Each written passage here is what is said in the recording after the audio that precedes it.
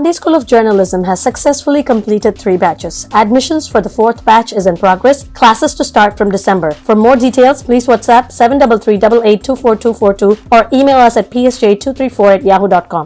நிதர்சனமாக ஊரறிய உலகறிய கலப்பு திருமணம் நடந்திருக்கின்றன.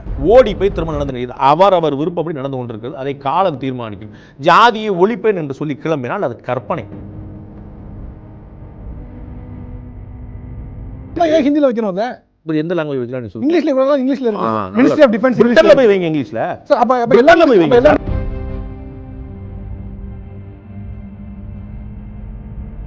வெவ்வேறு இன்டைரக்டாவே வந்து இம்போஸ் பண்ணப்படுதுன்னு எல்லாரும் சொல்றாங்க. என்னமோ 2014 மோடி வந்த பிறகு இந்தி மாத்திட்டாங்க சொல்லுவீங்க.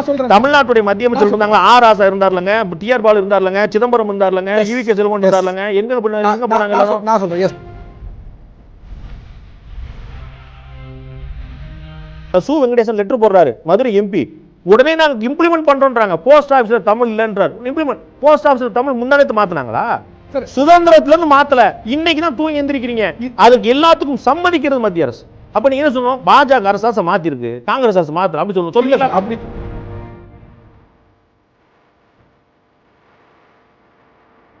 தமிழ் பிரமாதம் தமிழ் வேணும்னு அடம் பிடிப்பேன். எனக்கு என்ன சார் பிரச்சனை? இத்தனை வருஷமா தூங்கிக்கிட்டு கூடவே இருந்துகிட்டு கூட்டணியில் இருந்துகிட்டு அரசியல் இருந்துட்டு எல்லாமே பண்ணிக்கிட்டு இன்னைக்கு திடீர்னு எந்திரிச்சிட்டு தமிழ் எங்கே அப்படின்னா நேற்று வரைக்கும் எங்க இருந்துச்சு அங்கதான் இருக்கு.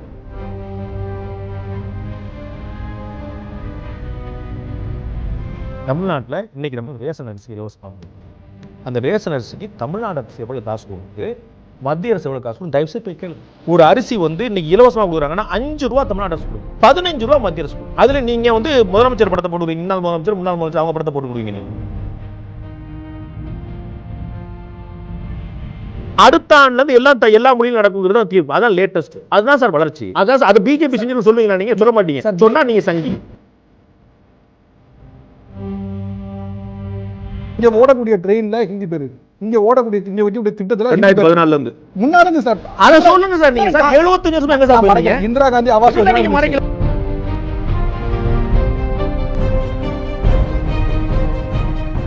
நிறைய உங்க மேல விமர்சனத்துல நீங்க வந்து கேஸ்ட் சப்போர்ட் பண்றீங்க அப்படிங்கிற ஒரு விமர்சனம் உண்டு. கேஸ்ட் பொறுத்த வரைக்கும் வந்து உள்ள பெருமை இருக்கலாம், தாழ்த்தி பேச வேண்டாம், அதில் வந்து நமக்கு இது பண்ணக்கூடாது. ரெண்டாவது அது வந்து உள்ளே இருக்கக்கூடிய பாகுபாடு கூடவே கூடாது அப்படிங்கிறீங்க. பட் பொதுவாக வைக்கக்கூடிய ஆர்குமெண்ட் வந்து கேஸ்ட் அப்படிங்கிறதே வந்து ஒரு என்ன சொல்ல கிரேடட் இன்இக்வாலிட்டி அப்படின்னு அம்பேத்கர் சொல்கிறார். ஸோ அப்படிங்கப்போ அதில் எப்படி பாகுபாடு இல்லாமல் இருக்க முடியும் அப்படிங்கிற ஒரு இயல்பான கேள்வி வைக்கிறாங்க. பாகுபாடு எப்படி இல்லாமல் இருக்க முடியும்னா, இன்றைக்கி சென்னையில் இருக்கக்கூடிய எந்த அப்பார்ட்மெண்ட் போய் பார்த்தாலும் தெரியும் உங்களுக்கு. ஒரு அப்பார்ட்மெண்ட்டில் எந்த ஜாதி இருக்குன்னு யாருக்கும் தெரியாது. எல்லாரும் உட்காந்துருக்காங்க. இன்னைக்கும் போர்டு போடுறாங்க, இவங்க தான் வரணும் அவங்க தான் வரணும்னு போர்டு போடுறாங்க. போர்டு போட்டாங்கன்னா சட்டவிரோதம். போய் சொல்லுங்க, எங்க வந்திருக்கு சொல்லுங்க, எங்க அவருக்கு தெரியாதா சார்? நீ சொல்லுங்க சார், நான் சொல்றேன். எவ்வளவோ இருக்குது சார், வேலை செய்யலாம் காட்டுமா? காட்டுங்க. எவ்வளோ சட்டவிரோதம் சார் சொல்ல முடியாது சார். இவர்கள் வர முடியும், இவர்கள் வர முடியாது சொல்ல முடியாது. நீங்க வந்து ஜாதி பாகுபாடு இல்லாம, ஜாதி எப்படி பாகுபாடு இல்லாம எப்படி ஜாதி? அதான் அந்த ஜென்ரிக்கான கேள்வி, ஜென்ரிக்கான பதில். பாகுபாடு இல்லாம எப்படி இருக்க முடியும்? அபார்ட்மெண்ட் போய் பாருங்க தெரியும் சொல்றேன். இல்லை சார், பாகுபாடு இல்லாமல் அப்படி இருக்க முடியாதுல்ல சார். இப்போ இருக்குதுங்கிறேன். அம்பேத்கர் சொல்றாரு கேஸ்ட் இஸ் கிரேட்டர் இன்இக்வாலிட்டி. அது வந்து 1 கிலோ 1 கிலோ 1 தான், இது சமம்னு ஒன்று கிடையவே செய்யாது அப்படிங்கிறாரு. அதான் அது நம்ம வந்து எப்படிலாம் எடுத்துக்கலாம். நான் எப்படி சமமாக இருக்குதுங்கிற கண்கூட காத்துனேன்.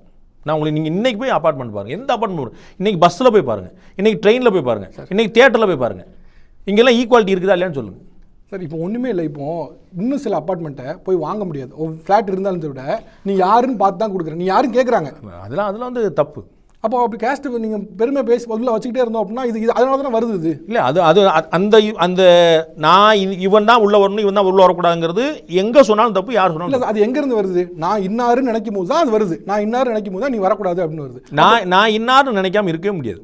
இருக்கலாம் சார். கேஸ்ட் விட்டு நீங்க சில பேர் அப்படிலாம் சொன்னீங்க. நீங்க சிலர் தமிழர் திமுகவுக்கும் திரு சீமானுக்கு என்ன பிரச்சனை வருது? இவர் நான் திராவிடன்றாரு, இவர் நான் தமிழன்றாரு. சரி, இப்போ திராவிடம் ஒரு நிமிஷம் இருங்க. யார் சொன்னா படிநிலை கிடையாதுன்னு நீங்களா சொல்லிக்கிட்டாச்சா?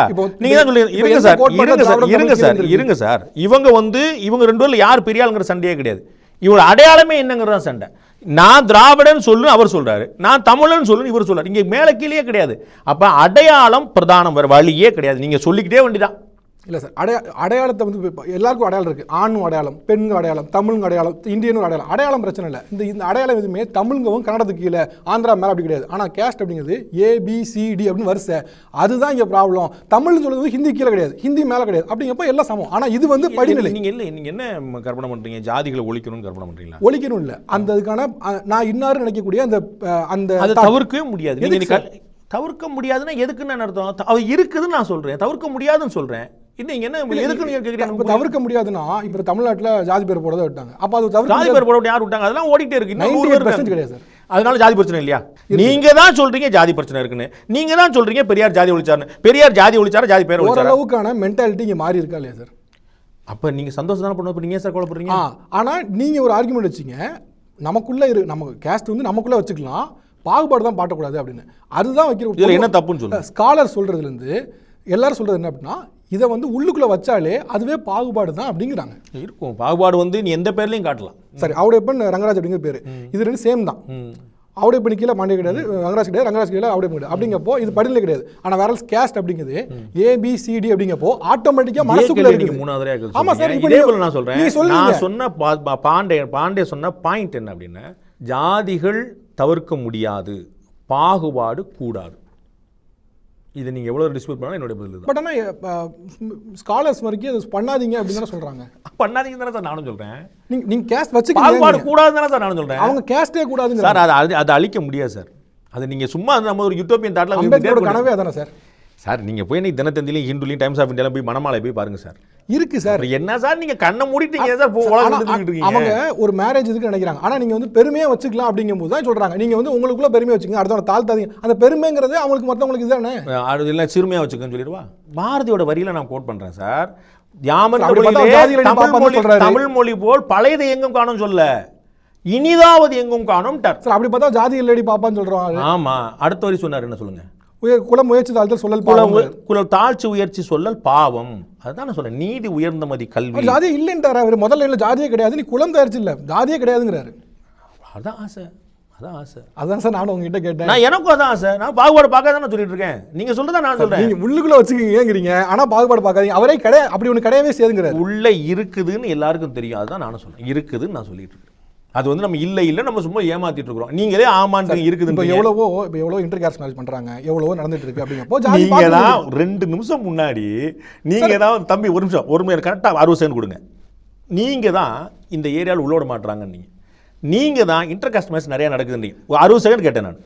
நீங்க தான் பெரியார் ஜாதி ஒழிச்சாருன்னு கருதுறீங்க. ஜாதி நான் சொல்றேன். இன்டர் காஸ்ட் மேரேஜ்ங்கிறது ஜாதி வேண்டாம்னு நினைக்கிறவங்க, பாகுபாடு கூடாதுன்னு நினைக்கிறவங்க பண்றாங்க. அவங்க ஜாதி வேண்டாம்லாம் பண்ணல. அவங்களுக்கு ஒரு பொண்ணு பிடிச்சிருக்கு, கல்யாணம் பண்றாங்க. யாராவது லவ் பண்ணும்போது நீ பிள்ளை மாறு நான் தேவை கல்யாணம் பண்ணி நான் கேட்குறேன், ஒன்னே எனக்கு பிடிச்சிருக்குன்றான். அப்புறம் தான் அவனுக்கு தெரியாது பிள்ளை மாறா தேவை மாறான்னு. அப்படித்தானே ஓடுது. எல்லாம் ஜாதி பார்த்தா லவ் ஆரம்பிக்கிறீங்களா? ஆமா சார். ஆனா அப்படி இல்லை. ஆனா கல்யாணம் பண்ண ஒரு என்ன தடையா வருது? நீ பிள்ளை மாதிரி தேவை தானே பிரச்சனையா வருது சில இடங்கள்ல. நீங்க தான் சொன்னீங்க நிறைய ஜாதி மறுப்பு திருமணம் நடக்குதுன்னு. ஆமா சார். ஆனா இங்க பிரச்சனை வரும்போது எங்க வருது? இந்த காரணத்தினால தானே வருது. அப்ப இந்த பற்று இல்லாம இருந்தா பிரச்சனையே வராது இல்ல. பற்று இல்லாமலாம் இருக்க மாட்டாங்கல்ல. அதெல்லாம் நடக்கிற காரியம் இல்லை. அதுதானே எம்பேஸ் பண்ணோம். இப்போ குடிக்க கூடாதுன்னு சொல்றோம். அதுக்கு குடிக்க தானே செய்றாங்க. அப்படின்னா அது எம்பேசிஸ் பண்ணாதான் குடிக்க மாட்டாங்க. குடிக்க கூடாது நான் சொல்லவே மாட்டேன். ஏன் கடையை திறந்து வச்சிட்டு இருக்கீங்க சொல்றேன். எக்ஸாம்பிள் நீங்க சொல்ற எக்ஸாம்பிள் தான் நானும் போய் சொல்றோம். கடையை போற திறந்து குடிக்க கூடாது சொல்றீங்க. வண்டி ஓடாதுன்னு சொல்றோம் நம்ம. அப்படிங்கப்போ அது வாசல்ல போலீஸ்காரர் நிப்பாரு. சார் இது வந்து வேற எக்ஸாம்பிளா இருக்கு. நான் எம்பேசிஸ் பண்ற சொல்றேன். நீங்க சொன்ன உதாரணத்தை சார் நான் போய் சொல்லிட்டு இருக்கேன். நீங்க நம்ம இப்படி மதுரையில சௌராஷ்டிரா திருமணத்துல வந்து சௌராஷ்டிராவுடைய நிறுவனத்துல சங்கத்துல அவங்க வந்து கேக்குறாங்க, ஜாதி கலப்பு திருமணங்கள் நிறையா நடக்கு, நாங்கள் என்ன செய்யணும்னாங்க. நான் சொன்னேன் கலப்பு திருமணம் நடப்பதை தடுக்க முடியாது, அப்படித்தான் நடக்கும். அப்படி உங்களுக்கு ஒரு வேளை உங்களுக்கு ஏன் ஜாதி ஏன் சமூகம் அது உன் ஜாதி சமூகத்தை சொல்லு. நீ சொல்லியே கொடுக்கலன்னு எப்படி தெரியும் உங்களுக்கு? ஏன் சமூகம் நம்ம குலப்பெருமை நம்முடைய குலதெய்வம் நம்முடைய சொந்தக்காரங்க நீ சொல்லுவோம் குடும்பத்தை நீ சொல்லவே இல்லை. எப்படி வரும்? இல்லைன்னு சொல்லி வளர்க்கணும். நீங்கள் எப்படி சொல்லுவாங்க அதெல்லாம் சார்? இப்போ ஒன்றுமே இல்லை சார். இப்போ ஒரு சின்ன குழந்தைக்கு கேஸ்ட் பற்றி தெரியலன்னு அவங்க சொல்லி வளர்க்கும் போது ஆட்டோமேட்டிக்காக அவங்க கேஸ்ட் பட்டு தானே வந்திருக்கு. நாளைக்கு ஒரு பையனோ ஒரு பொண்ணுக்கு திருமணம் பண்ண நினைச்சா கூட கற்பனை உலகில் வாழ விரும்பவில்லை. நிதர்சனமாக ஊரறிய உலகறிய கலப்பு திருமணம் நடந்திருக்கின்றன. ஓடி போய் திருமணம் நடந்திருக்கிறது. அவர் விருப்பப்படி நடந்து கொண்டிருக்கிறது. அதை காலம் தீர்மானிக்கும். ஜாதியை ஒழிப்பேன் என்று சொல்லி கிளம்பினால் அது கற்பனை, அவ்வளவுதான். இன்னொரு பக்கம் இந்த டெஸ்பியூட்டு, இந்த கிளாஷ், இந்த கொலை, இது எல்லாமே இதுக்கு ஒரு கான்ட்ரிபியூஷன் அமைஞ்சிருதில்ல. இப்படி ஒரு பற்று வச்சு தானே வெறியா மாறுது. இருக்கலாம். அதான் சார் சொல்ல வந்தேன். நீங்கள் என்னைக்கு தப்பாக சொல்லியிருக்கீங்க தம்பி? நீங்கள் நிறைய வீடியோவில் ஹிந்தி என்ஃபோர்ஸ் பண்ணப்படலை, திணிக்கலாம் படலைங்கிறீங்க. இப்போ வெவ்வேறு இதில் இன்டெரக்டாகவே வந்து இன்டெரக்டாக இம்போஸ் பண்ணப்படுதுன்னு எல்லாரும் சொல்கிறாங்க. இப்போ ரீசெண்டாக கூட இன்னொரு கான்ட்ரவர்சி பார்க்காச்சு. யூபிஎஸ்சி தேர்வில் ப்ரிலிம்ஸ் எக்ஸாம் பொறுத்த வரைக்கும் காம்ப்ரிஹென்ஷன் வந்து ஹிந்திலையும் இங்கிலீஷ்லையும் இருக்குது. இப்போ எப்போ இருந்துங்க? முன்னாலேருந்து இருக்குது. என்னமோ 2014 மோடி வந்த பிறகு ஹிந்திக்கு மாற்றிட்டாருமா சொல்லுவீங்க. சொல்றேன், தமிழ்நாட்டுடைய மத்திய அமைச்சர் இருந்தாங்களா, ஆர் ராசா இருந்தார்லங்க, டிஆர் பாலு இருந்தார்லங்க, சிதம்பரம் இருந்தார்லங்க, ஈவி.கே. செல்வன் இருந்தார்லங்க, எங்க போனாங்க? நான் சொல்றேன் எஸ், அப்பவும் இருந்துச்சு. ஆனா இப்போ என்னங்க அப்புறம் என்னங்க அதுல கேள்வி இருக்கு சார்? இங்க பாருங்க, ஒரு நிமிஷம், லேட்டஸ்ட் விஷயம் பாருங்க, தீர்ப்புக்கு வாங்க. அடுத்த ஆண்டுல இருந்து எல்லா மொழியும் நடக்குங்கிறது தான் தீர்ப்பு. அதான் லேட்டஸ்ட். அதுதான் சார் வளர்ச்சி. அதான் அது பிஜேபி செஞ்சிரு சொல்லுவீங்களா? நீங்க சொல்ல மாட்டீங்க. சொன்னா நீங்க சங்கி. மெயின்ஸ் எக்ஸாம் வந்து நடந்துட்டு தான் இருக்குது. ஆமா, ப்ரிலிம்ஸ் மட்டும் தான் அப்படி பிரச்சனை இருக்குது. பிரச்சனைக்கு அடுத்த ஆண்டுல இருந்து எல்லா மொழியும் நடத்தப்படும் சொல்லிட்டாங்க. நம்ம வந்து போஸ்ட் ஆபீஸ்ல இருந்து ஒன்னொன்னுக்கும் திரு சு வெங்கடேசன் லெட்டர் போடுறாரு, மதுரை எம்பி. உடனே நாங்க இம்ப்ளிமெண்ட் பண்றோம்ன்றாங்க. போஸ்ட் ஆபீஸ்ல தமிழ் இல்லன்றார். இம்ப்ளிமெண்ட் போஸ்ட் ஆபீஸ்ல தமிழ் முந்தானத்து மாத்தினாங்களா? சுதந்திரத்துல இருந்து மாத்தல, இன்னைக்கு தான் தூங்கி எந்திரிக்கிறீங்க. அதுக்கு எல்லாத்துக்கும் சம்மதிக்கிறது மத்திய அரசு. அப்ப நீங்க என்ன சொல்லணும்? பாஜக அரசு மாத்தி இருக்கு, காங்கிரஸ் அரசு மாத்தல அப்படி சொல்லணும். சொல்லுங்க. அப்படி இல்ல எல்லா இடத்துலயும் காங்கிரஸ் செய்த ஒன்றை பாஜக மாற்றிடும் சொல்லுங்க. சரி, அப்படி மாத்தின நிறைய விஷயம் நானே சொல்றேன், நிறைய மாத்திருக்காங்க. ஆனா அப்படி மாத்தினவங்க மினிஸ்ட்ரி பேரும் மாத்துறாங்களா? இதெல்லாம் பேசும்போது இங்க மினிஸ்ட்ரி ஏன் மாத்தணும்? இந்த ஃபண்ட் வந்து தமிழ்நாடு ஃபண்ட்ல இருந்து வரலையா? கர்நாடகா ஃபண்ட்ல இருந்து வரலையா? எல்லா ஃபண்ட் இந்தியா ஃபண்ட்ல இருந்து வந்திருக்கு. அப்ப ஏன் ஹிந்தில வைக்கணும்? அத இப்ப எந்த லாங்குவேஜ் வைக்கலாம் நீ சொல்லுங்க. இங்கிலீஷ்ல இவ்வளவு இங்கிலீஷ்ல இருக்கு. மினிஸ்ட்ரி ஆஃப் டிஃபென்ஸ் இங்கிலீஷ்ல போய் வைங்க. இங்கிலீஷ்ல சார் அப்ப எல்லாமே போய் வைங்க சார். அமெரிக்கால போய் வைங்க சார். அப்ப எல்லா மினிஸ்ட்ரி ஹிந்தில வைக்கலாமா சார்? ஏன் வைக்க மாட்டாங்க? ஜல் சக்தி வைக்கறாங்க, எல்லாத்தையும் வைக்க வேண்டியது சார். அப்போ ஒவ்வொன்னும் நம்ம சௌரியம் தானங்க. அதுல என்னங்க இருக்கு? நமக்கு புரிஞ்சா சரிதான். இங்க ஓடக்கூடிய ட்ரெயின்ல ஹிந்தி பேர் இருக்குது. இங்க ஓடக்கூடிய இங்க வைக்கக்கூடிய திட்டத்துல 2014ல இருந்து முன்னால இருந்து சார். அத சொல்லுங்க சார். நீங்க சார் 75 வருஷமா எங்க சார் பண்ணீங்க? இந்திரா காந்தி ஆவாஸ் யோஜனா நீங்க மறைக்கல பாவம். நீங்க மறைச்சிருக்கீங்க. 75 வருஷமா என்ன சார் பண்ணீங்க? சார் நான் வந்து உங்ககிட்ட கேட்டதுக்கான காரணம் 75 வருஷமா எங்க போறீங்க? நான் இப்போவும் சொல்றேன் சார். காங்கிரஸ் பீரியட்ல இருந்த இந்திரா காந்தி ஆவாஸ் யோஜனாங்கிறது அவங்க திட்டம் தான். ஹிந்தியை இம்போஸ் பண்ணாங்க தான். நான் மாதிரி வார்த்தை வைக்கல. நீங்க தமிழ் ராஜீவ் கேள்றது. நான் சொல்றேன், நீங்க தமிழ் வந்து மோடி அவர்கள் பார்வையில இருக்கு. நான் அதை குறித்து ரொம்ப யோசிக்கிறாரு. நீங்க இல்லன்னு நான் சொல்றேன். இல்லன்னு சார், நீங்க இல்லன்னு சொல்ல உரிமை உண்டு. நீங்க என்ன நீங்க சொன்னீங்களா? எப்படி சொன்னீங்கன்னு கேக்குறேன். ஆர்குமெண்ட்லாம் உங்களுக்கு ஆர்குமெண்ட் வச்சேனே தம்பி. எல்லாம் மாத்திக்கிட்டே வர்றாங்களா? இந்த பக்கம் போறாங்களா பாருங்க. நீங்க தான் ஒத்துக்கிறீங்க. சு வெங்கடேசன் லெட்டர் எழுதுனா மாத்துறாங்க, போஸ்ட் ஆபீஸ்ல மாத்துறாங்க, ரயில்வே ஸ்டேஷன்ல மாத்துறாங்க, எல்லா இடத்துலயும் மாத்துறாங்க. அப்ப இந்த அரசு தான் அதை செய்கிறது. ரயில்வே ஸ்டேஷன்ல மாத்தல சார். அதே மாத்துவாங்க. நீங்க கேளுங்க, மாத்துவாங்க. ஒன்றும் தப்பு கிடையாது. அதே மாத்துவாங்க. கேளுங்க சார். தமிழ் வேண்டாம்னு சொல்ல மாட்டேன். தமிழ் பிரமாதமா அப்படின்னு சொல்ல, தமிழ் வேணும்னு அடம் பிடிப்பேன். எனக்கு என்ன சார் பிரச்சனை? இத்தனை வருஷமா தூங்கிக்கிட்டு கூடவே இருந்துக்கிட்டு கூட்டணியில் இருந்துக்கிட்டு அரசியல் இருந்துட்டு எல்லாமே பண்ணிக்கிட்டு இன்னைக்கு திடீர்னு எந்திரிச்சிட்டு தமிழ் எங்கே அப்படின்னா நேற்று வரைக்கும் எங்க இருந்துச்சு? அங்கே தான் இருக்கு சார். அது அவங்க நோக்கி வரக்கூடிய கேள்வி. நீங்க சப்போர்ட் பண்ணாலும் கேட்டாங்க, எதுவுமே கேட்கல. பிஜேபி கிட்ட கேட்டா நீங்க என்ன கேட்பீங்க? நான் ஒரு கருத்து நீங்க அவங்கள கேட்க. நீங்க மோடியை சப்போர்ட் பண்ணாலும் சொன்ன சார். நான் மோடி நெஞ்சில் தமிழ் இருக்கிறது. நீங்க 100 முறை கேட்டா 101 முறை நான் சொல்லுவேன். அதனால நீங்க இருக்குன்னீங்களா? இங்க பாருங்க சார். இல்லை என்பது ஆவுடைய கருத்து. நான் அவர் சொல்லுங்க உரிமை இருக்கு. என் கருத்துல இட்ஸ் ஃபேக்ட். என்னங்க நான் சொன்னா ஒரு உங்களுக்கு அது உரிமை இருக்கு சார். நீங்க சொல்லுங்க. ஃபேக்ட் தான் சார் சொன்னேன். ஃபேக்ட்டுமே அதான். ஆவுடையப்பன் சொல்லிட்டாரு ஃபேக்ட். தமிழ்நாடுக்கு வந்து நீங்கள் அது மாதிரி நிறைய ஃபண்டுலாம் வந்து இது பண்ணுறாங்க. தமிழரில் வந்து அவர் என்றைக்கும் நினச்சிட்டா இருக்காரு அப்படின்னு. பட் ஃபண்டுமே பார்த்தீங்கன்னா தமிழ்நாடு கொடுத்த ஃபண்டு வந்து ரொம்ப கம்மியாக தான் இருந்தது. ஃப்ளட் டயத்துலையும் சரி, டிசாஸ்டர் டயத்துலையும் சரி, ஃப்ளட்டுங்கிறது ரொம்ப கம்மியாக தான் இருக்குது. இந்த 2015 பார்க்கும்போது 25,000 கோடி கேட்டாங்க, கிடச்சது 2,000 கோடி. 16 வரதா அப்போ 22,000 கோடி கேட்டாங்க, கிடச்சது 264 கோடி. 18 ஒக்கி புயலப்போ 5,255 கோடி கேட்டாங்க, கிடச்சது 413 கோடி. அப்படிங்கப்போ இதில் எங்கே நிறைய இது இருக்குது, டிஸ்பாரிட்டி தானே இருக்குது. எப்பயுமே கேட்குறது வந்து பல மடங்கு தான் கேட்போம். எப்பவுமே கொடுக்குறது வந்து இப்படி தான் கொடுப்பாங்க. இது எப்பயுமே இருந்துட்டு இருக்க விஷயம். நம்ம வந்து எம்ஆர்பி மாதிரி கிடையாது. நீங்கள் 100 ரூபா சொல்லியிருக்கீங்க, 110 ரூபா வைக்கிறீங்கிறது கிடையாது. நம்ம வந்து இழப்பீடு வந்து எல்லா விதமாகவும் கேட்பாங்க. இழப்பீடு மாநில அரசும் கொடுக்கும், மத்திய அரசும் கொடுக்கும், ஆள் உதவி அனுப்பும், பேரிடர் மேலாண்மை குழு அனுப்பும். நீங்கள் வந்து இந்த ஊடகங்கள்லாம் பார்த்துருப்பீங்க. இந்த வெள்ளத்தின் போதே மத்திய குழு இங்கெங்கெல்லாம் இருக்குது, மாநில குழு இங்கெங்கெல்லாம் இருக்குது, மத்திய குழு வந்து பார்வையிட வருகிறது. இது எப்பவுமே வந்துட்டு இந்த நிதிங்கிறது எதேச்சதிகாரமாக கொடுக்க இல்லை. அவர்கள் வந்து பார்வையிட்டு தலைமைச் செயலர் முதல் முதலமைச்சர் வரை அத்தனை பேரும் ஆலோசனை நடத்தி அவருடைய கருத்துக்களை எல்லாம் வாங்கி அவர்களும் அசஸ் பண்ணி இருக்கிறத பகிர்ந்து கொடுக்குறது. அவ்வளோதான். ஸோ வந்து நான் வந்து ஏன்ட்ட 1000 ரூபா இருக்குது உங்களுக்கு நான் கொடுத்துட்டேன், ஏன்ட்ட 1000 ரூபா இருக்குது அவர் உங்களுக்கு 10 ரூபா கொடுத்தேன் அவருக்கு 10,000 ரூபா கொடுத்தேங்கிறதுலாம் கிடையாது. அது வந்து என்ன இருக்குதோ அதை வந்து எப்பயுமே கொடுக்குறது. இது வந்து ரொம்ப டெமோக்ராட்டிக்காக பண்ணிட்டு இருக்காங்க. நியர்லி 1% கூட வரல சார். நான் சொன்னேன் கேட்டது வந்ததாங்கிற நான் போயில்லை. எப்பயுமே கூட கேட்போங்கிறது அது எந்த ஆட்சியாக இருந்தாலும் கூட கேட்போம். அப்படி தான் நம்ம கேட்கணும். அப்படின்னா தான் வரும் நமக்கு வந்து. அவர்கள் அசஸ் பண்ணி நம்ம கூட தான் போகிறாங்க. அவங்க வந்துட்டு மேலேருந்து ஹெலிகாப்டர்லேருந்து பொட்டலம் போட்டு போகிறதில்ல. நம்ம கலெக்டரோட, நம்ம டிஎஸ்பியோட, நம்ம டிஜிபியோட, நம்முடைய டிஆரோட இவங்களோட தான் போகிறாங்க. பார்த்துட்டு ஒவ்வொரு இடமா பார்வையிடுறாங்க. என்ன இதுக்கப்புறம் ஒரு அசஸ் பண்ணுறாங்க. எத்தனை ஏக்கர் எவ்வளோ நம்ம கொடுக்குறோம், ஒரு பரிந்துரை கொடுக்குறோம், அதை அவங்க அசஸ் பண்ணுறாங்க. அப்புறம் எவ்வளோ இருக்குன்னு பார்க்குறாங்க, அதில் ஒரு அமௌண்ட் கொடுக்குறாங்க. பட் இது கம்மியாக இருக்குன்னு அப்போ இருக்க முதலமைச்சர், துணை முதலமைச்சர் எல்லாம் சொல்கிறாங்க நீ கொடுங்க அப்படின்னு. கம்மி. அப்போ இதில் தமிழ்நாடு வந்து டிஸ்பாரிட்டியாக தான் பார்க்கப்படுது. இதில் கொடுக்குறதுல டிஸ்பாரிட்டி வேற கம்மி வேற நம்ம வந்து ஒரு நிமிஷம் கம்மியாக ஒரு நிமிஷம் கேளுங்க.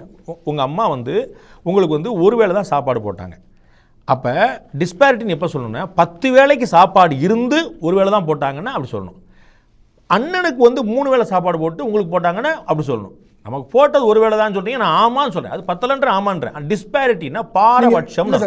பாரபட்சம்னா நீங்க வந்து கர்நாடகா கொடுத்துட்டீங்க, கேரளா கொடுத்துட்டீங்க, தமிழ்நாடு கொடுக்கல சொன்னாலும் நீங்க அப்படி பார்த்தாலும் கூட இந்த மற்ற டாக்ஸ்ல இருக்கக்கூடிய டெவல்யூஷன்ல தமிழ்நாடு கம்மி. நீங்க வேற நார்த்ல பார்க்கும்போது நார்த்ல கிடைக்கக்கூடிய அமௌண்ட்டுக்கும் தமிழ்நாட்டுக்கும் ரொம்ப கம்மி. அதெல்லாம் நீங்க அமௌண்ட் பார்க்க கூடாது, பர்சன்டேஜ் பார்க்கணுங்க. நீங்க வந்து எதை எப்படி பார்க்கணும்னு தெரிஞ்சு சார். இங்க இருந்து போகக்கூடிய ஃபண்ட்ல கிடைக்கக்கூடியது ரொம்ப கம்மி சார். இங்க இருந்து போகக்கூடியதுல கிடைக்கக்கூடியது ரொம்ப ரொம்ப கம்மி. ஏன்னா நீ வளர்ந்துட்டீங்க சொல்றாருங்கறத திரும்ப சொல்லிட்டே போறீங்க. 100 விஷயம் சொல்லிட்டாங்க.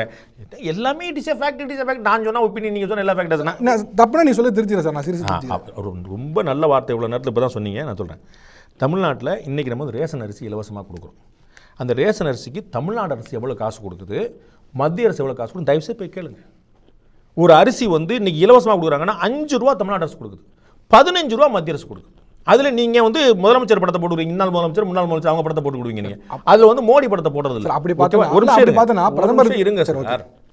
தமிழ்நாட்டில் தடுப்பூசி கொடுக்கறதுல பாரபட்சம்னு சொன்னீங்க. அவங்க ரொம்ப தெளிவாக சொன்னாங்க, நிறைய போடுங்க, நிறைய வாங்கிக்கோங்க. இன்னைக்கு சர்ப்ளஸாக இருக்குன்னு இதே சுகாதாரத்துறை அமைச்சர் மா சுப்பிரமணியன் சொல்லிட்டு இருக்காரு.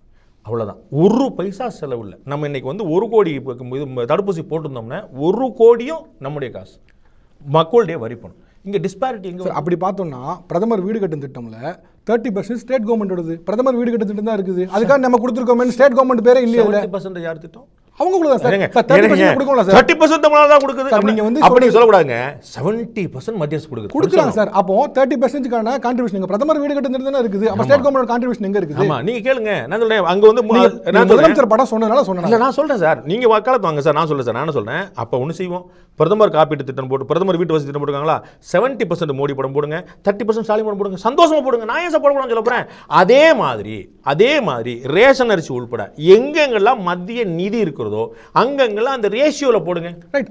அப்படி பார்த்தா கூட வேக்சின் நீங்க சொன்னீங்க. வேக்சின்ல முதல்ல ஸ்டேட் தான் வாங்கினாங்க. 18 ல 45 வயசு வரைக்கும் ஸ்டேட் தான் பண்ணுனாங்க. அதுக்கப்புறம் தான் சொன்னாங்க சென்ட்ரல் கவர்மெண்ட் சொன்னாங்க. சும்மா இருங்க சார், நான் உங்களுக்கு இந்த டேட்டாவோட சொல்றேன். நீங்க எல்லாத்தையும் டேட்டாவோட சொல்லுங்க. சுப்ரீம் கோர்ட்ல கேட்டாங்க, நீங்க இது வந்து ரொம்ப தப்பா இருக்கு, ஸ்டேட் எப்படி அஃபோர்ட் பண்ணுன்னு. அடுத்த நாள் சொல்லி நான் முடிச்சிடறேன். அடுத்த நாள் நீங்க ரிப்போர்ட் கொடுங்கன்னு சொன்னதுக்கு முந்தின நாள் திரு மோடி அவர் சொல்றாங்க, ஸ்டேட் மேல் பே பண்ண தேவையில்ல, நான் கொடுக்குறேன் உங்களுக்கு. அது வரைக்கும் மொத்தம் 18 ல 45 வயசு வரைக்கும் ஸ்டேட் கவர்மெண்ட் தான் பே பண்ணுச்சு. அறியாம பேசுறீங்க. ஒரு நாளும் பே பண்ணல, ஒரு பைசா பே பண்ணல. I can show you the data. Let us continue the discussion after that. நீங்க ப்ளீஸ் show that. மத்திய அரசு தான், மாநில அரசு தான் கொடுத்துச்சு. 18 ல 41 வயசு வரைக்கும் மாநில அரசு தான் கொடுத்துச்சு. நீங்க காட்டுங்க. Let's continue. Vaccine policy is irrational, arbitrary. Vaccine policy என்ன படிங்க பாருங்க. அத போடுறது நீங்க அத படிங்க. The union government's coronavirus vaccine policy that has put the onus of giving doses to adults in the below 45 years age group entirely on states and private hospital is prima facie arbitrary and irrational, the Supreme Court said on Wednesday. எதுக்காக சொல்றாங்க? 45 வயசு கீழே இருக்கவங்களுக்கு நீங்கள் state தான் வாங்கணும்னு சொன்னது arbitrary, irrational, தன்னிச்சையான முடிவு. நான் சொல்கிறேன், உங்களுக்கு முதல்ல சொன்னேன், முதல்ல வந்து முன்கள பணியாளருக்கு மட்டும்தான் போடுவேன்னு சொன்னாங்க. நான் இப்போ தான் உங்களுக்கு பதில் சொன்னேன். நீங்கள் எங்கே வருவீங்க தெரிஞ்சா நான் பதில் சொன்னேன். அதற்கு பிறகு 60 வயசுன்னாங்க, அதற்கு பிறகு 45 வயசுன்னாங்க, இப்போ 18 வயசு சொல்லியிருக்காங்க. இப்படி பார்ட்டாக தான் கொடுவோம். அதற்கு முன்னாடி உனக்கு வேணா நீ போட்டுக்கோ. 18 40 அந்த டிஸ்பியூட்டே இல்லை. மொத்தமாக 18லேருந்து வயசு எல்லாத்துக்கும் போட சொல்லிட்டாங்க. ஆனால் 18லேருந்து 45 மட்டும் ஸ்டேட் பார்த்துக்கணும், 45க்கு மேல இருக்க சென்ட்ரல் கவர்மெண்ட் பாத்துக்கோங்க. அந்த 18 நான் சொல்லவே இல்ல தம்பி. சார், இதுக்கு அர்த்தம் நீங்க சொல்லுங்க சார். எனக்கு தெரியாது தம்பி, எனக்கு தெரியாது தம்பி. நான் திருப்பி கூட வாசிக்கிறேன். Union government coronavirus vaccine policy that has put the onus of giving doses to adults in the below 45 years of age group entirely on states and private hospitals the prima facie arbitrary and irrational, the Supreme Court said on Wednesday. Super. நான் உங்களுக்கு திரும்ப என்னுடைய பதில சொல்லிடுறேன். மத்திய அரசு முதல் நாளிலிருந்து இலவசமாக தடுப்பூசியை கொடுத்து கொண்டிருக்கிறது. பதில் சொல்ல விடுங்க. ரெண்டாவது, முன்கள பணியாளர்கள், வயதில் மூத்தவர்கள் படிப்படியாக குறைச்சிட்டு அவங்க முதல்ல இருந்து கொடுத்துட்டு வர்றாங்க. மாநில அரசுகள், நான் திரும்ப சொல்றேன், மாநில அரசுகள் எங்களுக்கு கொள்முதல் உரிமையை கொடுங்கள்னு சொன்னாங்க. மாநில அரசு பதில் சொல்லிடுறேன், மாநில அரசுகளுக்கு கொள்முதல் செய்யக்கூடிய உரிமையை மத்திய அரசு கொடுத்தது. ஆமா, அதற்கு பிறகு மாநில அரசுகளால் கொள்முதல் பண்ண முடியல. அதற்கு பிறகு மத்திய அரசு தொடர்ந்து கொடுத்துருக்கு. இவ்வளவுதான் நடந்துச்சு சார். இது என்டையர்ல நடந்துச்சு. மாநில அரசு வந்து 18-45 கொடுங்க அப்படின்னு கேட்கல. அவங்க என்டையர்லயே எனக்கு கொடுத்துட்டு உங்களால டோஸ் இல்லைன்றீங்களா, நாங்க ட்ரை பண்ணிக்கிறோம்னு சொன்னாங்க. அவங்க ஃபெயில் ஆயிட்டாங்க, அதுல மாட்டுக்கிறது இல்ல. ஆனா அந்த 18-45 முதல்ல வச்ச பாலிசி ஸ்டேட்டுக்கு நீங்க தான் பண்ணுனாங்க. நான் சொல்றது வேணுங்கிறவங்க வாச்சுக்க, நாங்க கொடுக்க முடியாது மத்திய அரசு ஒருபோதும் சொல்ல கிடையாது. அது சொல்லிருக்கேன் சார். நான் ஒரு ரிப்போர்ட் காமிச்சேன். சுப்ரீம் கோர்ட் ஜட்ஜ்மென்ட் ஒண்ணா காட்டுமா சார்? நான் அவ்வளவு படிக்கல தம்பி. நான் என்ன சொல்றேன், மேல இருந்து கொடுத்துட்டே வர்றாங்க, அப்படிதான் போகுது, அப்படிதான் நடந்திருக்கு. அதுதான் நான் சொல்றேன். சுப்ரீம் கோர்ட்டே சொல்லுது, நீங்கள் சொல்கிறீங்க. சுப்ரீம் கோர்ட்டே சொல்லிருக்கலாம் சார், நான் இல்லை மறுக்கல. சுப்ரீம் கோர்ட் சொல்லலாம் சொல்லி தம்பி, நான் நல்லா புரியுங்க. நான் வந்து ஆவடைப்பன் சொல்றது பொய்ன்னு நான் சொல்ல, நீங்க சொல்ல தவறான புள்ளி வரும் நான் சொல்ல. முதல்ல சொன்னீங்க sir, you can prove me. நீங்க ஆமா, நான் என்ன சொன்னேன் அப்படின்னா மத்திய அரசு கொடுக்க மாட்டேன்னு சொல்லியிருக்கா. மத்திய அரசு தான் முதல்ல கொடுத்துட்டாங்க. 18.45 நான் கொடுக்க மாட்டேப்பா, நீ தான் பே பண்ணி வாங்கிக்கணும் எங்கிட்ட சொன்னாங்க. பே பண்ணி வாங்கினாங்க ஸ்டேட். மாநில அரசு என்னங்க பே பண்ணுச்சு சார்? பே பண்ணி வாங்கினாங்க sir. I can show that. Supreme court sir ஒன்றும் இல்லை, சுப்ரீம் கோர்ட் ஏன் கேட்கணும்? நீங்க ஏன் ஆர்பிட்ரியா விட்டீங்க அப்படின்னு ஏன் கேட்கணும்? அட்டார்னி ஜெனரல் சொல்றாரு சார், நான் வந்து கேட்டு பதில் சொல்றேன், நாளைக்கு ரிப்போர்ட் ஃபைல் பண்ணணும். இன்னைக்கு மோடி சொல்றாரு, நைட் மதியம் ஃபோன் சொல்றாரு, இந்த மாதிரி வேக்சின் எல்லாத்துக்கும் ஃப்ரீயா கொடுக்கும், 18-45 சரி, 45 அபோவ் சரின்னு. அப்போ மோடி அவர் சொல்றாரு அப்படின்னா அதுக்கு முன்னாடி இல்லைன்னு தானே பொருள்படுது. ஆமா தானங்க சொல்றேன், இல்லைன்னு தானங்க படிப்படியா தானங்க கொண்டு வந்தாங்க. நான் என்ன சொல்றேன், முதல்ல இருந்தே நமக்கு படியே இல்லை சார். நான் சொல்றது என்டையர்லி சொல்றேன். நீங்க சொல்ற ஃபர்ஸ்ட் ஃப்ரண்ட் லைன், அதுக்கப்புறம் ஓப்பன் பண்ணிட்டாங்களா அந்த 18-45, அதுக்கப்புறம் மாத்தினாங்க 45. நான் சொல்றது இது எல்லாம் ஓப்பன் பண்ணிட்டாங்க, எல்லாம் என்டையர் கேட் ஓப்பன் பண்ணிட்டாங்க. என்டையர் கேட் ஓப்பன் பண்ண பின்னால 45 அபோவ் ஸ்டேட் நாங்க பாத்துக்கிறோம், 18-45 ஸ்டேட் பாத்துக்கிறோம் நாங்க. அதுதான் இந்த ஆர்பிட்ரி இரேஷனல். இல்லைன்னா சுப்ரீம் கோர்ட் சொல்ல வேண்டிய அவசியமே இல்லையே சார். என்னுடைய பதில் நான் திரும்ப சொல்றேன், மத்திய அரசு தன்னுடைய கடமையை சிறப்பாக செய்தது. மாநில அரசுகள் தான் செய்யறதுக்கு முயற்சி பண்ணாங்க, முடியாம போச்சு, திரும்ப நானே பார்த்துட்டேன்னு சொன்னாங்க. இவ்வளவுதான் என்னுடைய பாயிண்ட். இல்லை சார். சரிம்மா சரிம்மா, இல்லைன்னு நீங்க சொல்ல உரிமை இருக்குல்ல ராஜா. ரொம்ப நன்றி. Thank you so much for time. நிறைய விஷயம் பகிர்ந்துக்கிட்டீங்க. நன்றி. ரொம்ப நன்றி.